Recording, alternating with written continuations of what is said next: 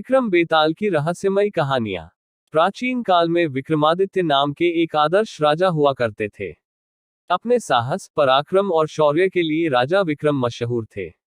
ऐसा भी कहा जाता है कि राजा विक्रम अपनी प्रजा के जीवन के दुख दर्द जानने के लिए रात्रि के पहर में भेष बदलकर नगर में घूमते थे और दुखियों का दुख भी दूर करते थे।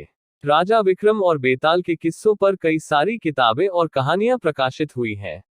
विक्रमादित्य और बेताल के किस्सों पर छपी बेताल 25वीं और सिंहासन 32वीं प्रख्यात किताबें हैं, जिन्हें आज भी अभूतपूर्व लोकप्रियता प्राप्त है। प्राचीन साहित्य वार्ता लेख बेताल 25वीं महाकवि सोमदेव भट्ट द्वारा 2500 वर्ष पूर्व रचित किया गया था और उसी के अनुसार राजा विक्रम ने बेताल को 25 बार पेड़ से उतार कर ले जाने की कोशिश की थी और बेताल ने हर बार रास्ते में एक नई कहानी राजा विक्रम को सुनाई थी। कौन था बेताल और क्यों राजा विक्रमादित्य उसे पकड़ने गए थे? एक तांत्रिक 32 लक्षण वाले स्वस्थ ब्राह्मण पुत्र की बलि देने का तांत्रिक अनुष्ठान करता है ताकि उसकी आसुरी शक्तियां और बढ़ जाए। इसी हेतु वह एक ब्राह्मण पुत्र को मारने के लिए उसके पीछे पड़ता है, परंतु वह ब्राह्मण पुत्र भागकर जंगल में चला जाता है और वहां उसे एक प्रेत मिलता है जो ब्राह्मण पुत्र को उस तांत्रिक से बचने के लिए शक्तियां देता है और वहीं प्रेत रूप में पेड़ पर उल्टा लटक जाने को कहता है और यह भी कहता है कि जब तक वह उस पेड़ पर रहेगा तब तक वह तांत्रिक उसे मार नहीं पाएगा। वही ब्राह्मण पुत्र बेताल होता है।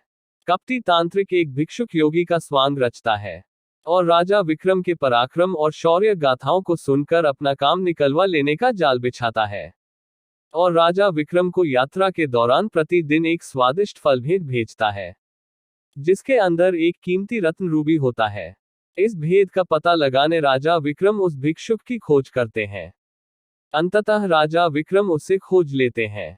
चूंकि उस ढोंगी भिक्षुक में स्वयं बेताल को लाने की शक्ति नहीं होती, इसलिए वह स्वांग रचकर राजा विक्रम से उस पेड़ पर लटक रहे प्रेत बेताल को लाने के लिए कहता है।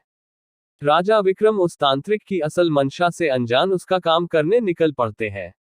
राजा विक्रम पेड़ से बेताल को हर बार उतार लेते और उस भिक्षुक के पास ले जाने लगते। रास्ता लंबा होने की वजह से हर बार बेताल कहानी सुनाने लगता और यह शर्त रखता है कि कहानी सुनने के बाद यदि राजा विक्रम ने उसके प्रश्न का सार्थक उत्तर ना दिया तो वह राजा विक्रम को मार देगा, और अगर राजा विक्रम ने जवाब देने के लिए मुंह खोला तो वह रूठ कर फिर से अपने पेड़ पर जाकर उल्टा लटक जाएगा। दोस्तों, राष्ट्रीय चैनल दूरदर्शन पर 90 के दशक में विक्रम और बेताल नाम का एक सीरियल भी आता था जिसे काफी सराहा गया था। आज हम इस लेख के द्वारा विक्रम और बेताल के किस्सों से जुड़ी दो रोचक कहानियां प्रस्तुत कर रहे हैं।